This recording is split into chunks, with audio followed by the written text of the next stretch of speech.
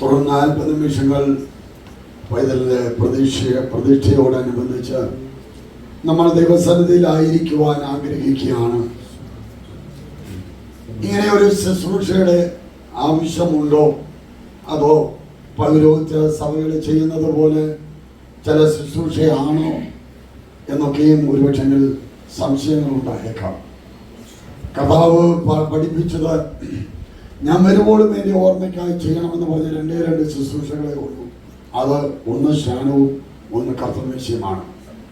ബാക്കിയൊക്കെയും അല്ലെങ്കിൽ ആ വിശ്വാസത്തിൽ നമ്മൾ പലതും ചെയ്യാറുണ്ട്. എന്നാൽ കുഞ്ഞുങ്ങളെ ദൈവസന്നിധിയിൽ പ്രതീക്ഷിക്കേണ്ടത് ആവശ്യമാണോ, അതിൻ്റെ കാര്യമെന്താണ് എന്നൊക്കെ നമ്മൾ അറിഞ്ഞിരിക്കണം.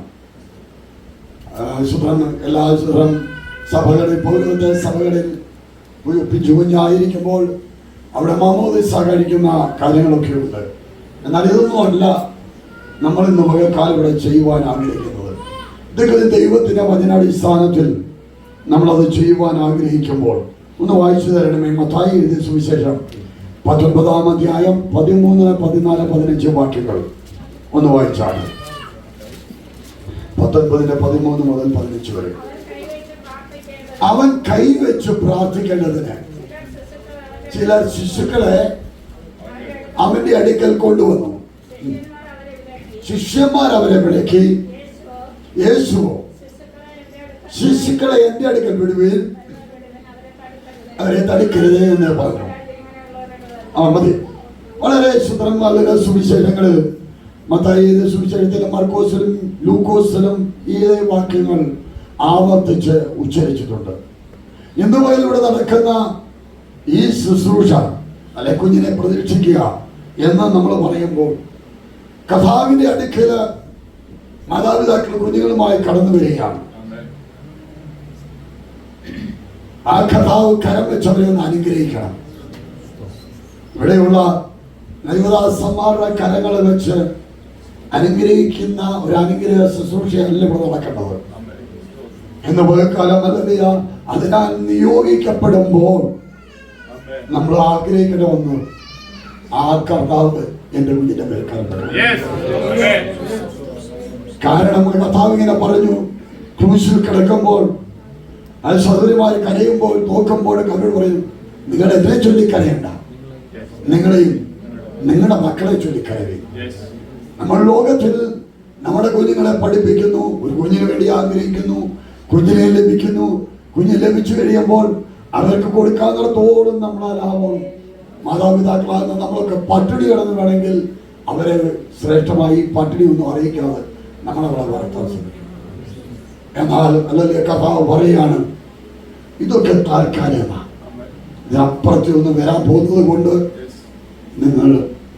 നിങ്ങളെയും നിങ്ങളുടെ മക്കളെ ചൊല്ലിക്കരയണം. ഒരു മുൻകരുതലോടുകൂടി മുന്നറിയിപ്പോടുകൂടി കർത്താവായ യേശു ക്രിസ്തു ഇത് ലോകത്തിന് മുമ്പിൽ പറഞ്ഞു. തന്റെ പരസ്യ ശുശ്രൂഷയിൽ കർത്താവിന്റെ അടുക്കിലേക്ക് വന്ന കുഞ്ഞുങ്ങളെ കരം വെച്ച് പ്രാർത്ഥിക്കാൻ അല്ലെങ്കിൽ അനുഗ്രഹിക്കാൻ ആ മാതാപിതാക്കൾ കൊണ്ടുവരുമ്പോൾ കൂടെയുള്ള ശിഷ്യന്മാർ കർത്താവിന്റെ കൂടെ കർത്താവ് തെരഞ്ഞെടുത്ത് കർത്താവിനോടൊപ്പം ശുശ്രൂഷയ്ക്കാക്കി ആക്കിയിരിക്കുന്ന അവർ പറയുക, ഇങ്ങോട്ട് കൊണ്ടുവരരുത്. പലരും പലവിധമായ കാര്യങ്ങൾ പറയുമ്പോൾ ദൈവത്തിന്റെ വചനം പറയുന്നു, നമ്മെ നടത്തുന്നവരെ നമ്മൾ ആദരിക്കണം, നമ്മൾ അവർക്ക് കീഴ്പ്പെട്ടിരിക്കണം. സഭയിൽ ഒരു ശുശ്രൂഷകനുണ്ട്, അല്ലെങ്കിൽ അതിനു വേണ്ടി വേറെ ആരെങ്കിലും ഉണ്ട്. ദൈവം വരെ ആക്കിയിരിക്കുമ്പോൾ കർത്താവിന്റെ അപ്പോസ്തലനായി ഈ ഭൂമിയിൽ ആക്കിയിരിക്കുമ്പോൾ അതിനായി നിയോഗിക്കപ്പെടുന്നവർ അത് ചെയ്യുമ്പോൾ നമ്മളതിന് പ്രാധാന്യം കൊടുക്കും. കാരണം അല്ലല്ല, ഇപ്പോഴത്തെ നമ്മുടെ ഈ ലോകത്തിന്റെ പോക്കൊക്കെ നമുക്കാർക്കും ചിന്തിക്കാൻ പോലും കഴിയാത്ത പല വിധത്തില്ല. കഴിഞ്ഞ ദിവസം കണ്ടില്ലേ, 4 മാസമായ ഒരു കുഞ്ഞിനെ ഒരു പെൺകുഞ്ഞി കിണറ്റിൽ വന്നു. എങ്ങനെ ചെയ്യാൻ പറ്റും? ഒരു കൊച്ചു കുഞ്ഞിന്റെ ചിരിക്കുന്ന മുഖം കണ്ടുകൊണ്ടിരിക്കുമ്പോൾ, അല്ലെ ഉറങ്ങിക്കിടന്നാലും സന്തോഷത്തേക്ക് കിടക്കുന്ന കൊച്ചിനെ കണ്ടപ്പോൾ അതിനെ എടുത്ത് കിണറ്റിലിട്ട് കൊല്ലാൻ തക്കവണ്ണം ഈ ലോകം മാറി. നമുക്ക് തന്ന തലമുറ ഇന്ന് പകരം ഈ ആലയത്തിൽ വെച്ച് പ്രാർത്ഥിക്കുമ്പോൾ അതിന്റെ മഹത്വം ദൈവത്തിനാണ്. അല്ലാതെ ഇതൊരു ചടങ്ങൊന്നുമല്ല. പ്രാർത്ഥിച്ചില്ലെങ്കിൽ നമ്മുടെ കുഞ്ഞ് വളരും, ഒക്കെ വരും. എന്നാൽ ഹന്ന ദൈവത്തോട് പ്രാർത്ഥിച്ചു. ഉപദേശമേല പുസ്തകം 1-ാം അധ്യായം അതിന്റെ 27-ാം വാക്യം വായിച്ചു. ഈ ബാലനായിട്ട് അത്രേ ഞാൻ പ്രാർത്ഥിച്ചു.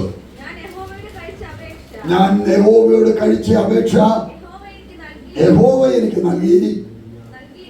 നൽകിയിരിക്കുന്നു. അതുകൊണ്ട് ഞാൻ അവനെ യഹോവയ്ക്ക് നിവേദിച്ചു. ഇന്ന പകല് കുഞ്ഞിനെ പ്രതീക്ഷിക്കുമ്പോൾ മാതാപിതാക്കൾ ഒരു പക്ഷേ ദൈവസന്നിധിയിൽ പ്രാർത്ഥിച്ചു കാണും. എത്രയോ പേര് പ്രാർത്ഥിച്ചിട്ട് തലമുറ കിട്ടാതിരിക്കുമ്പോഴാണ് ദൈവത്തിന് നമ്മളോട് കരുണ തോന്നിയത്. നമ്മുടെ ആരെങ്കിലും കഴിവോ എടുക്കോ കൊണ്ടാണോ, അല്ലെങ്കിൽ നമുക്കൊരു കുറവും ഇല്ലാഞ്ഞിട്ടാണോ? അല്ല. ദൈവസന്നിധിയിൽ നിന്ന് സഹിച്ച് ആലയത്തിനകത്തിരുന്ന് പ്രാർത്ഥിച്ചപ്പോൾ പ്രാർത്ഥനയുടെ മറുപടിയാണ്. മറുപടി കിട്ടിയെങ്കിൽ അതും കൊണ്ട് ആലയത്തിൽ വരണം. കിട്ടിക്കഴിയുമ്പോൾ അതുവഴിയൊക്കെ പോകാനല്ല. നീ കരഞ്ഞപ്പോൾ, നീ ചോദിച്ചപ്പോൾ അത് നിനക്ക് തന്നത് കൊണ്ട് നീ ആലയത്തിൽ കൊണ്ടുവരണം. എന്നിട്ട് പറയണം, ഞാൻ ഇതിനു വേണ്ടിയാ പ്രാർത്ഥിച്ചത്. എത്രയോ ആരാണ് പ്രതീക്ഷിക്കുന്നത്? സുത്രം എത്രയോ കുഞ്ഞുങ്ങൾ ജനനത്തിൽ തന്നെ ഈ ലോകത്തോട് വിട പറയുന്നു, അല്ലെങ്കിൽ നമ്മുടെ ഉദരത്തിൽ കിടക്കുമ്പോൾ വിട പറയുന്നു. എന്നാൽ കുഞ്ഞുമായി ആലയത്തിൽ ഇരിക്കുമ്പോൾ പറയണം, ഇതിനായിട്ടാ ഞാൻ പ്രാർത്ഥിക്കുന്നത്. പ്രാർത്ഥനയുടെ മറുപടി ആയതുകൊണ്ട്, ദൈവത്തിന്റെ ദാനമായതുകൊണ്ട് അതിനെ ദൈവത്തിന്റെ ആലയത്തിനകത്ത് കൊണ്ടുവരണം. അത് വലിയ പ്രമാണമൊന്നുമല്ല. പ്രാർത്ഥിച്ച് അല്ലെങ്കിൽ സ്വന്തം ദൈവം നമുക്ക് ദാനമായി തന്നെങ്കിൽ അതുമായിട്ട് ദൈവത്തിന്റെ ആലയത്തിൽ വരണം. രണ്ടാമത്തെ കാര്യം ഓർമ്മിക്കാം. ലൂക്കോസ് സുവിശേഷം 2-ാം അധ്യായം 27-ാം വാക്യം. അവൻ ആത്മനിയോഗത്താൽ ദൈവാലയത്തിൽ ചെന്ന് യേശു എന്ന പൈതലിന് വേണ്ടി ന്യായപ്രമാണത്തിന്റെ ചട്ടപ്രകാരം അമ്മയപ്പന്മാരെ അവനെ അകത്തുകൊണ്ട് ചെല്ലുമ്പോൾ അവനെ കയ്യിലേന്തി ദൈവത്തെ പുകഴ്ത്തി. ഇപ്പോൾ നാദാ, തിരുവചനം പോലെ നീ അടിയനെ സമാധാനത്തോടെ വിട്ടയക്കണമേ. അന്നത്തെ കാലത്ത് ദൈവാലയത്തിൽ ശിമിയോൻ എന്ന് പറഞ്ഞ ഒരുവൻ, അവനോടുള്ള ദൈവത്തിന്റെ വാഗ്ദത്തം അവൻ മരിക്കുന്നതിന് മുമ്പ് അവൻ കാണണം. ദൈവസഭ അല്ലെങ്കിൽ മാതാപിതാക്കൾ, പ്രിയപ്പെട്ടവർ പ്രാർത്ഥിച്ചത് സ്വന്തം അത് കാണാതിരുന്നപ്പോൾ, ഒരു കുഞ്ഞിനെ കാണാൻ ആഗ്രഹിച്ച് പ്രാർത്ഥിച്ചപ്പോൾ അത് കാണാൻ ഭാഗ്യം എന്ന ദൈവത്തിന്റെ സന്നിധിയിൽ എടുത്തൊന്ന് പുകഴ്ത്തണം. തന്ന ദൈവത്തിന് മഹത്വം. ഞാൻ പറയാനല്ല, നാദാ സമാധാനത്തോടെ വിട്ടയക്കണമേ. അടിയന്റെ കണ്ണാൽ ഇത് കണ്ടല്ലോ. സൂത്രമല്ലല്ലയ, അമ്മയുടെ ഉദരത്തിൽ കിടന്നപ്പോ മരിച്ചു പോകാമായിരുന്നു, അല്ലെങ്കിൽ ഊനമുള്ളതായി തീരാമായിരുന്നു. ഇതൊന്നും വരാതെ അല്ലല്ലയ തമ്പുരാൻ നമ്മുടെ കയ്യിലേക്ക് തന്നപ്പോൾ അല്ലല്ലയ ആലയത്തിൽ കൊണ്ടുവന്നിട്ട് പറയാം, നാദാ സമാധാനത്തോടെ അല്ലല്ലേ ഇത് കാണുവാനിടയാക്കിയല്ലോ എന്ന് പറയണ്ട. ഇന്ന് പോയി കളി. അങ്ങനെയൊക്കെ ആകുമ്പോൾ മാതാപിതാക്കളോട് പറയട്ടെ, നമ്മളൊക്കെ മാതാപിതാക്കളാണെങ്കിൽ ഇന്ന് ഈ കുഞ്ഞിനെ പ്രതീക്ഷിക്കുമ്പോൾ മാതാക്കളോട് പറയട്ടെ. സദൃശ്യവാക്യങ്ങളിൽ 22-ാം അധ്യായം അതിന്റെ 6-ാമത്തെ വാക്യം.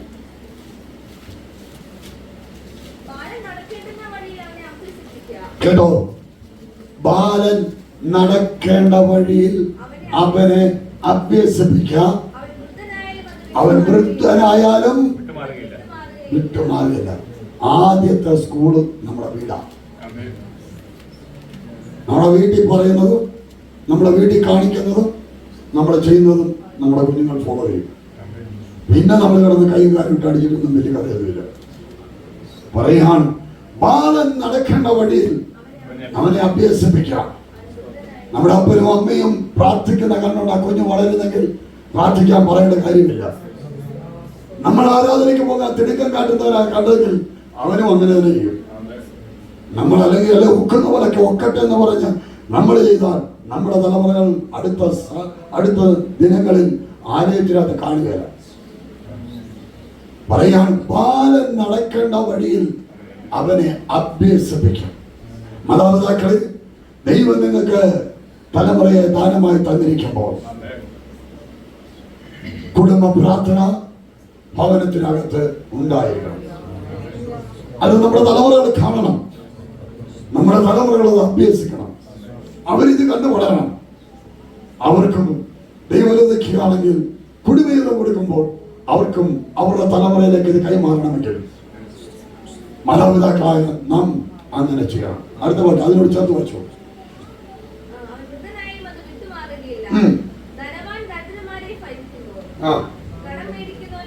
മതി. സ്തോത്രം. എഫേസ്യർക്കെതിരെ ലേഖനം 6-ാം അധ്യായത്തിന്റെ 4-ാമത്തെ വാക്യം.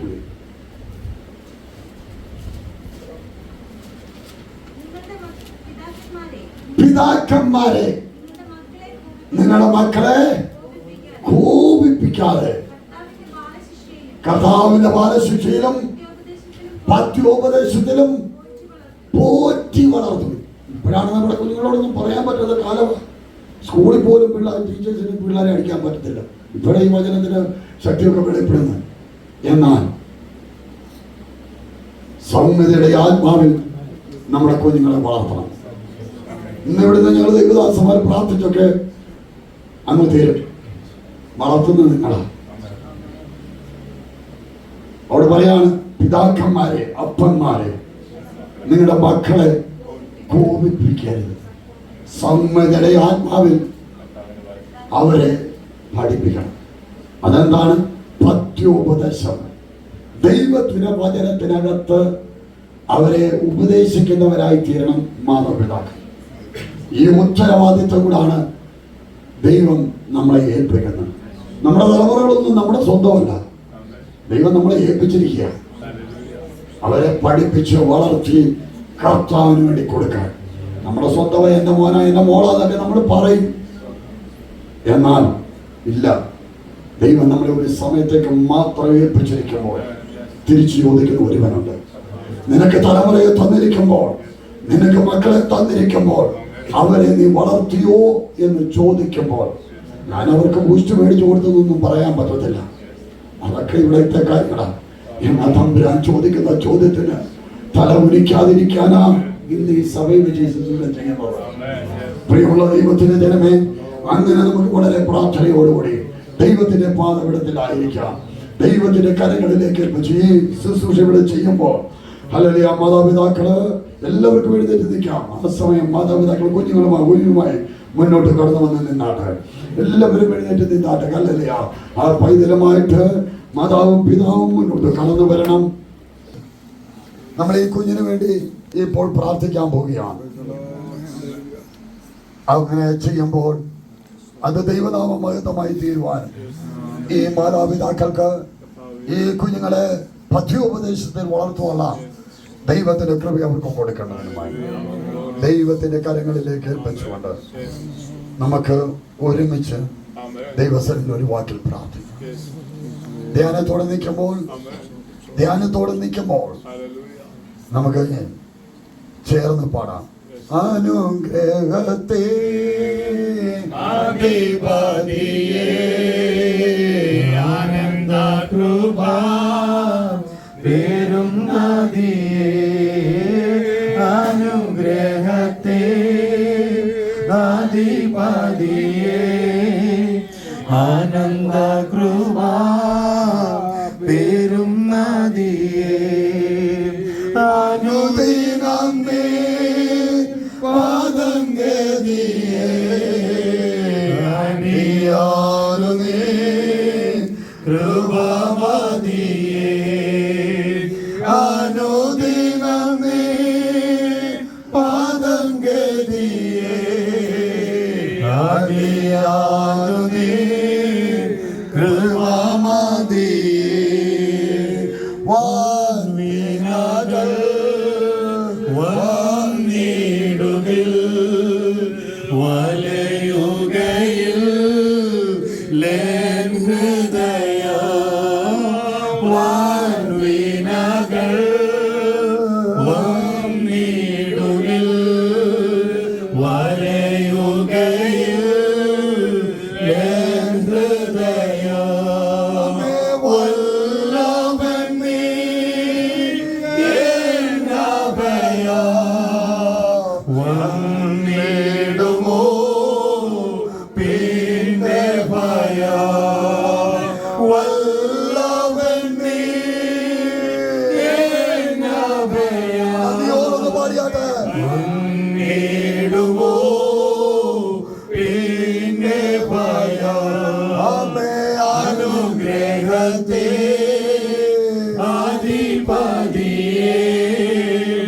ആനന്ദ കൃപ പെരുമതിയേ അനുഗ്രഹത്തെ അധിപതിയേ ആനന്ദ കൃപ പെരുമതിയേ. അപ്രകാരം നാം ധ്യാനത്തോടും പ്രാർത്ഥനയോടും കൂടി ദൈവസന്നിധിയിൽ നിൽക്കുമ്പോൾ കർത്താവിന്റെ ദാസൻ പാസ്റ്റർ ഇപ്പോൾ സങ്കീർത്തനത്തിന് ഏതാനും വാക്യങ്ങൾ വായിച്ച് കേൾപ്പിക്കും. 127 സങ്കീർത്തനം അതിൻ്റെ 3 മുതലും 128 സങ്കീർത്തനം 1 മുതൽ അതിൻ്റെ അവസാന വാക്യം വരെയും ചേർത്ത് ഇപ്പോൾ വായിക്കുന്നതായിരിക്കും. മക്കൾ യഹോവ നൽകുന്ന അവകാശവും ഉദരഫലം അവൻ തരുന്ന പ്രതിഫലവും തന്നെ. വീരന്റെ കയ്യിലെ അസ്ത്രങ്ങളെ എങ്ങനെയോ അങ്ങനെയാകുന്നു യൗവനത്തിലെ മക്കൾ. അവയെ കൊണ്ട് തന്റെ ആവനാഴിക നിറച്ചിരിക്കുന്ന പുരുഷൻ ഭാഗ്യവാൻ. നഗരവാതിക്കൽ വെച്ച് ശത്രുക്കളോട് സംസാരിക്കുമ്പോൾ അങ്ങനെയുള്ളവർ ലജ്ജിച്ചു പോകയില്ല. യഹോവയെ ഭയപ്പെട്ട് അവന്റെ വഴികളിൽ നടക്കുന്ന ഏവനും ഭാഗ്യവാൻ. നിന്റെ കൈകളുടെ അധ്വാന ഫലം നീ തിന്നും, നീ ഭാഗ്യവാൻ, നിനക്ക് നന്മ വരും. നിന്റെ ഭാര്യ നിന്റെ വീട്ടിനകത്ത് ഫലപ്രദമായ മുന്തിരിവള്ളി പോലെയും നിന്റെ മക്കൾ നിന്റെ മേശയ്ക്ക് ചുറ്റും ഒലിവുതൈകൾ പോലെയും ഇരിക്കും. യഹോവ ഭക്തനായ പുരുഷൻ ഇങ്ങനെ അനുഗ്രഹിക്കപ്പെട്ടവനാകും. യഹോവ സിയോനിൽ നിന്ന് നിന്നെ അനുഗ്രഹിക്കും. നിന്റെ ആയുഷ്കാലമൊക്കെയും നീ യെരൂശലേമിന്റെ നന്മയെ കാണും. നിന്റെ മക്കളുടെ മക്കളെയും നീ കാണും. ഇസ്രായേൽ മേൽ സമാധാനം ഉണ്ടാകട്ടെ. ആമേൻ. നിന്റെ മക്കളുടെ മക്കളെയും നീ കാണും. ഇസ്രായേലിന്മേൽ സമാധാനം ഉണ്ടാകട്ടെ. കർത്താവ് പ്രിയപ്പെട്ടവർക്ക് ഒരു പൈതലെ കൂടെ ദാനമായി തന്നിരിക്കുമ്പോൾ ദൈവത്തിന്റെ വചനപ്രകാരം പത്യോപദേശത്തിൽ വളർത്തി അങ്ങനെ ഈ ലോകത്തിലായിരിക്കുമ്പോൾ കർത്താവിന്റെ വചനം പറയുന്നു, നിന്റെ മക്കളുടെ മക്കളെയും നീ കാണും. ദൈവത്തിന്റെ വാഗ്ദത്തമാണ്. ദൈവത്തിനുള്ള ഭാഗ്യം ഇവർക്ക് ഉണ്ടാകട്ടെ. ഇസ്രായേലിന്റെ സമാധാനം ഉണ്ടാകട്ടെ. ഈ തലമുറ നിമിത്തം ആ സമാധാനം ഇവരുടെ കുടുംബങ്ങളിൽ ഉണ്ടാകട്ടെ. ഇവരുടെ ജീവിതത്തിൽ അത് ഉണ്ടാകട്ടെ. ദൈവത്തിന്റെ വചനം അതുപോലെ നിറവേറേണ്ടതിനായി ദൈവത്തിന്റെ കരങ്ങളിലേക്ക് ഏൽപ്പിച്ച് നമുക്ക് ഒരുമിച്ച് ഈ പ്രിയപ്പെട്ടവർക്ക് വേണ്ടി പ്രാർത്ഥിക്കാം. അല്ലെങ്കിൽ ദൈവർക്ക് ദാനമായി നൽകിയ ഈ പൈതലിനെ കർത്താവിന്റെ സന്നിധിയിൽ ഇപ്പോൾ പ്രാർത്ഥിച്ച് അവർക്ക് കൈമാറാൻ പോവുകയാണ്. ദൈവം കൊടുക്കുന്ന ആയുസ്, ദൈവം കൊടുക്കുന്ന സുതരം ആയുസ്സും ആരോഗ്യവും ഈ പൈതലിനെ പത്യോപദേശത്തിൽ വളർത്തി കർത്താവിന് പ്രയോജനമുള്ളവരായി തീരുവാനും മക്കളുടെ മക്കളെ കാണുവാനും ഇസ്രായേലിന്റെ സമാധാനമുള്ളവരായി തീരുവാൻ ഈ തലമുറ നിമിത്തം ഉണ്ടാകേണ്ടതിനുമായി ദൈവസഭ ഒരുമിച്ചൊന്ന് പ്രാർത്ഥിക്കട്ടെ. ദൈവസഭയിൽ ഒന്ന് പ്രാർത്ഥിക്കട്ടെ. അനേക തലമുറകൾ ലോകത്തിന് ഭാരമാകുന്നു, മാതാപിതാക്കൾക്ക് പ്രയാസമാകുന്നു, ദൈവസഭയ്ക്ക് ഭാരമാകുന്നു. എന്നാൽ ദൈവസഭയ്ക്കടെ നടുവിൽ നിന്നുകൊണ്ട് ദൈവദാസന്മാരായ ഞങ്ങൾ ഒരുമിച്ച് ഈ ശുശ്രൂഷ ചെയ്യാൻ പോകുമ്പോൾ ദൈവസഭ ഒരുമിച്ച് പ്രാർത്ഥിക്കട്ടെ. ഇസ്രായേലിന്റെ സമാധാനം ഈ പൈതൽ നിമിത്തമല്ല, ദൈവനാമത്തിന് ഒരു ഭാരമായി തീരല്ലേ. ഈ പൈതൽ നിമിത്തം ഈ കുടുംബത്തിന് ഒരു വേദന ഉണ്ടാകല്ലേ. ഈ പൈതൽ നിമിത്തമല്ല ദൈവസഭയ്ക്ക് ഒരു ഭാരമായി തീരല്ലേ. ഒന്ന് ആഗ്രഹിച്ചാട്ടെ. ഇതിന് സാക്ഷ്യം വഹിക്കുന്ന ദൈവജനം ഒരുമിച്ച് ഒരു നിമിഷം ഒന്ന് പ്രാർത്ഥിക്കട്ടെ. ഒരു നിമിഷം ഒന്ന് പ്രാർത്ഥിക്കട്ടെ. എല്ലാ പ്രിയപ്പെട്ടവരും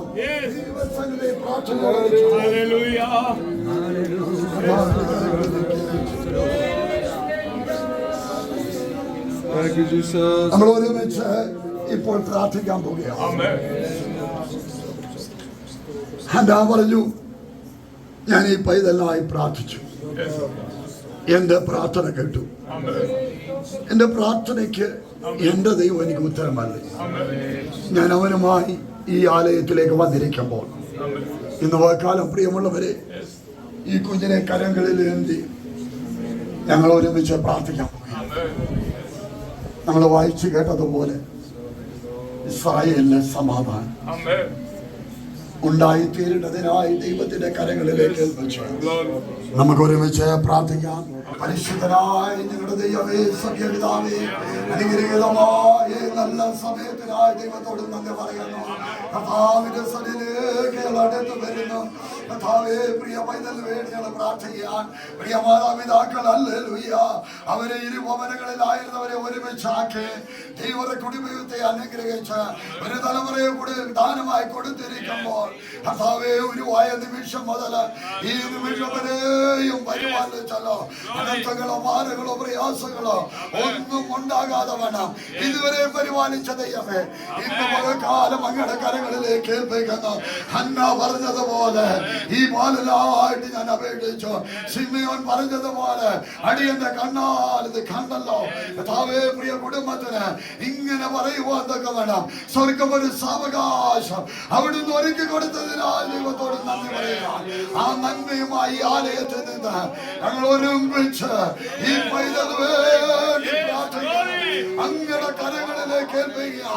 ദൈവനാമമഹത്വമായി തീരുവാൻ സ്വർഗം അവിടുന്ന് ഇടയാക്കണമേ.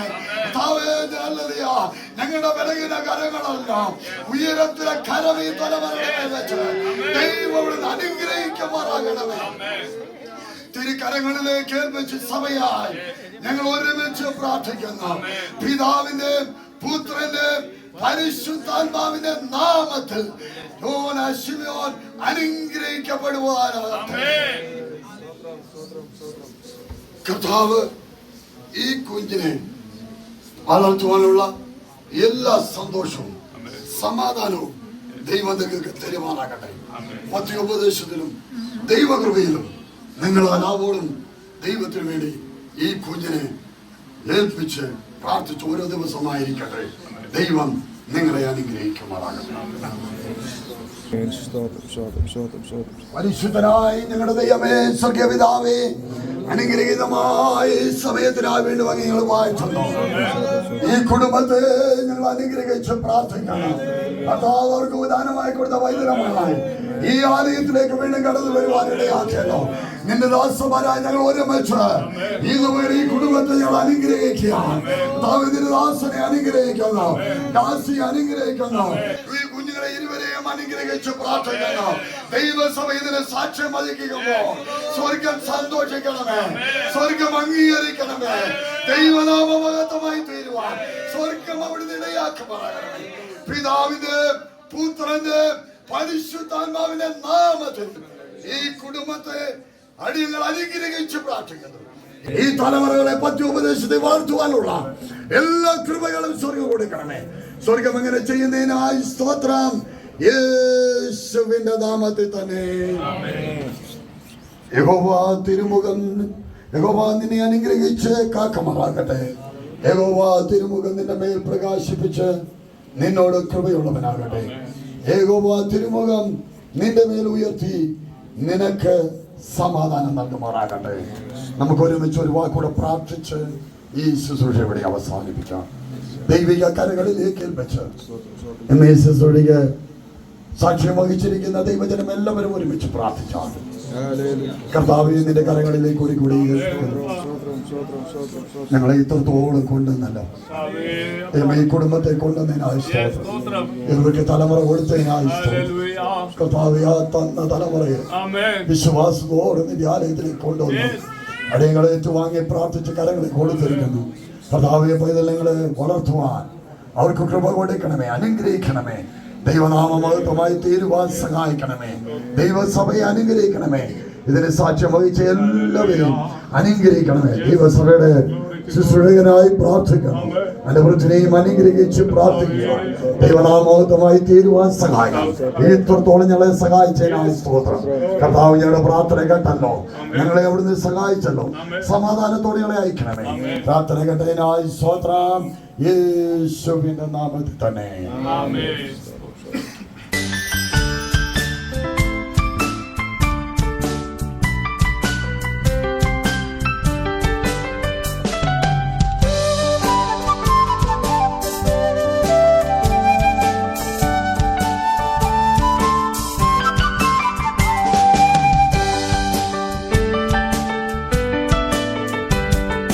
സർവവും യേശുനാഥനായി സമർപ്പണം ചെയ്തിടും.